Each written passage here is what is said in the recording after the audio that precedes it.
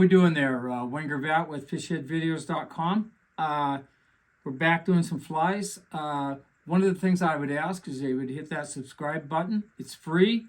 It enables us to do more videos, and it's a win for you. So with that, let's do the pattern that we're going to do today is a San Juan worm. Now there must be 100, maybe even thousands of videos out there on a San Juan worm. And you think, why in the hell would you do a San Juan worm? I have a little bit different technique how I do this particular worm. So I just wanted to show it to you. Maybe some people are doing it, maybe they're not. But with that, let's take a look at the materials that we've got today. Okay, the underbody is going to be chartreuse. The thread is chartreuse. The bead is a size 10 with a 5/32. The hook, excuse me, is a size 10 scud hook with a 5/32 gold bead. Again, you could vary this. You can vary the sizes. You can vary the color of the bead as well. The body is ultra chenille, and I want to show you one thing on that when we get going on it here. And with that, let's get started on the fly. One of the things I'm going to show you before we start the fly is just the preparation to do the fly. Okay. So basically what you do is you don't want it to unravel, so you're just going to lightly touch the, try not to burn yourself like that. And that just seals those ends in there, just like that. The thing that I do, and I would encourage you to do as well, is that when you're going to tie these, just don't tie one. Tie a dozen or so and prep them. But the best way to do it then is to not use a lighter. What I do is I use a candle. I just light a candle, and then that way I've got a constant flame, and I just take the ultra chenille to the candle, and it's just a hell of a lot easier like that. All right, let's get started with this fly. This isn't going to take us too long either, I'll tell you that right now. There are various ways you can tie a worm to. Some people prefer to have the bead in the middle, some on the end, some through the bead with the ultra chenille. And the bottom line is, fish aren't that picky on it. All of these will catch fish. This particular color scheme right here, I want to give credit where credit's due. This color scheme was come up by a gentleman who's passed away, a great guy, out of the Big Hole Trout Fitter Fly Shop in Wise River, Frank Stansfield. He came up with this color scheme, and it's a great scheme. It's probably my favorite color. Some other colors you could do the worm in, though. Pink is good, red is good, brown is good, orange is good. There's a million variations out there, and they all work. The first few times that I used a San Juan worm, when I put it on and I didn't catch fish in just 5-10 minutes, I thought, hell, this thing isn't going to catch any fish. I'm taking it off. And it was kind of like going up to bat when you're telling yourself, I hope I don't strike out. The fact that I was telling myself that this fly, I wasn't going to catch any fish on it, it definitely came true, and I would change it. The thing about this fly, excuse me, it's a very effective fly. It's really good in early season in higher kind of murky water.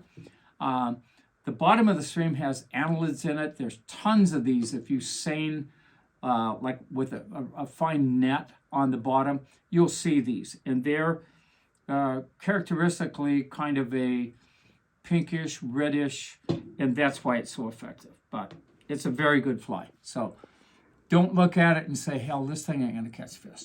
On the contrary, be positive. Okay.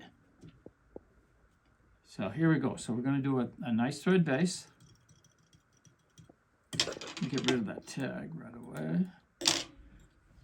So we're going to bring that down just like that.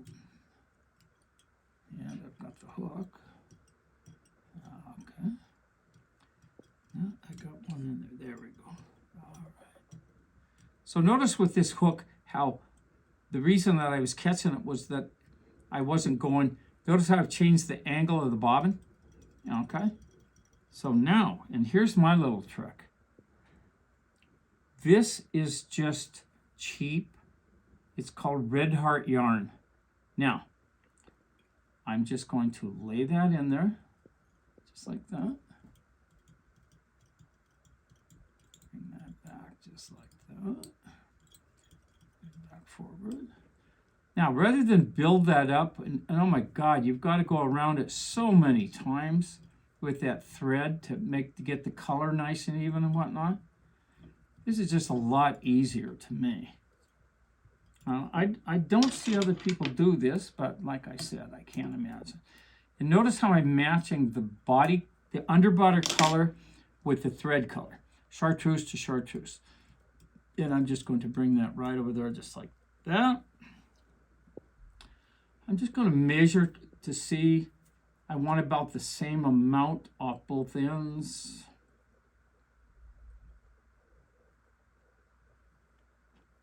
That's close.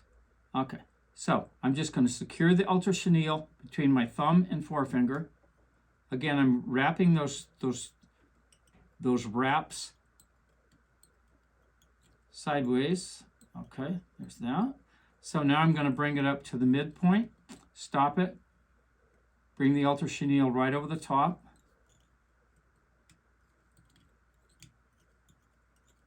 4 or 5 wraps just to secure it. Bring my thread forward right behind the bead. Bring the ultra chenille over the top. Notice I'm holding it in there, keeping everything nice in proportion, keeping it right on top of the hook.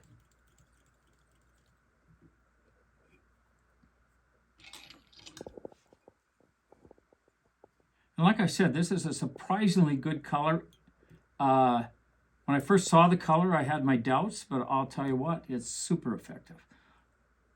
I also use a fluorescent pink on that bottom.